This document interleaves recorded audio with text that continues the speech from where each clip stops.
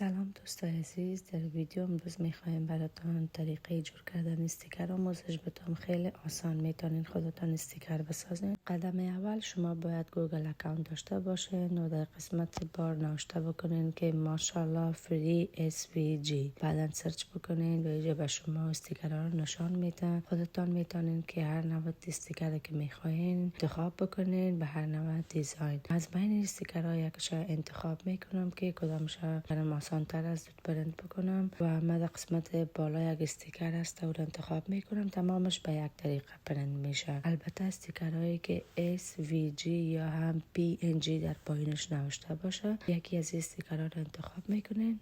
هر دیزاینی را که انتخاب میکنین رویش کلیک بکنین و عکس سیو بکنین در کامپیوتر. البته نام هم بالای عکس بانین که بسیار زود میتونین از فولدر پیدا بکنین. من این استیکر انتخاب کردم، اینجا سیوش میکنم. اینجا سیو شد و صفحه بسته میکنم. میرم سر اپلیکیشن کرکت. این اپلیکیشنی هست که میتونین استیکر را توسط ازی جور بکنین. شما به ماشین کرکت ضرورت دارین. یکم صبر بکنید تا که اپلیکیشن باز شود. در قسمت بالا سر نیو پروژکت کلیک بکنید. این صفحه بر شما باز میشه. بعد قسمت گزینه 8 اپلود انتخاب بکنین. سر اپلود فوتو برین و بعدا براوز عکس انتخاب بکنین که کدام استیکر میخواین پرنت بکنین. بعد اینجا به شما سه گزینه میتم. ما گزینه سوم انتخاب میکنین. بعدا کانتینیو رو بزنین. بعد اینجا براتون نشان میده که چه قسم میتونین این بک‌گراند این ماشاءالله یا استیکر را صاف بکنین. حتما باید بک‌گراندش را پشت سرش به میت عکس تبدیل بکنین و اینجا کلیک بکنین.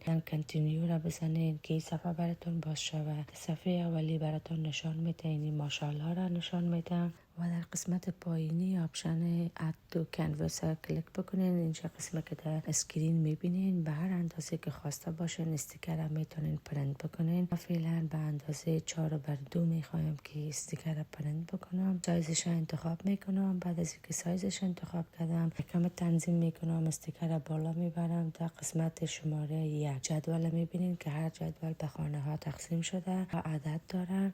ما بعد از اینکه را کلیک کردم قسمت بالایی آپشن میک نوشته است او را کلیک بکنین. بعد از اینکه او را کلیک کردین بعدن باید این را سیو بکنین به یک نام دمی اپلیکیشن کرکت. و بعدی که خواستین دوباره پرنت بکنین نیاز ندارین که در گوگل رفته عکس دانلود بکنین در گالری و حالا روی آپشن کانتینیو کلیک بکنین و در این قسمت ماشین به شما اشاره میده که باید این علامه را کلیک بکنین. بعد از اینکه ورق وینل در روی متن در ماشین جابجا کردین اجازه بدین که ماشین استیکر را پرنت کنه و قسمت که میبینین استیکر پرنت شد. همین طریقه شما میتونین که هر نوع استیکر را پرنت بکنین و اینجا نیاز دارین که قسمت های اضافه استیکر را برش بکنین و با همچنین وسیله که با خود ماشین کرکت میآید یک جا میتونین بخرین. استیکر را جور میکنین و شما ضرورت دارین به یک ترانسفر تیپ که در روی از این استیکر بانین تا که می نوشته که در استیکر است در ترانسفر تیپ در او ترانسفر شود. شما بتونین به راحتی در